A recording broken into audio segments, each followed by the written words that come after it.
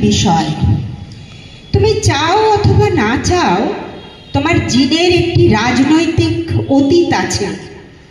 তোমার ত্বকের আছে রাজনৈতিক প্রলেপ, তোমার দৃষ্টির ঢালও রাজনীতিগামী। তুমি যা বলো তা প্রতিধ্বনিত হয়। তোমার নৈশব্দের মধ্যেও এক প্রকার শব্দ থাকে। সুতরাং তোমার নীরবতা অথবা মুখরতা সবটাই রাজনৈতিক। এমনকি যখন তুমি অরণ্য পথগামী, তখনও তোমার প্রতিটি পদক্ষেপ রাজনৈতিক, রাজনীতির প্রেক্ষাপটে। অরাজনৈতিক কবিতাগুলিও আদপে রাজনৈতিক।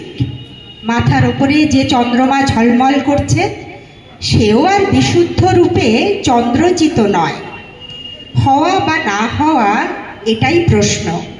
যদিও সহজপাচ্য নয়, তবু চিরকালীন রাজনৈতিক প্রশ্ন। রাজনৈতিকভাবে অর্থবহ হয়ে উঠতে গেলে মানুষ হওয়ারও প্রয়োজন নেই, কাঁচা মাল হলেই চলবে।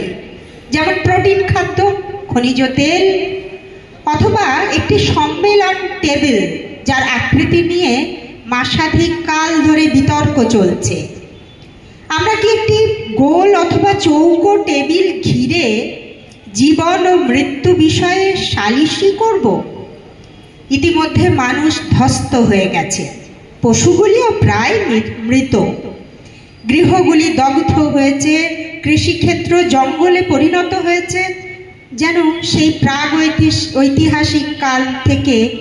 এবং সে সবই কি কিছু কম রাজনৈতিক? নমস্কার।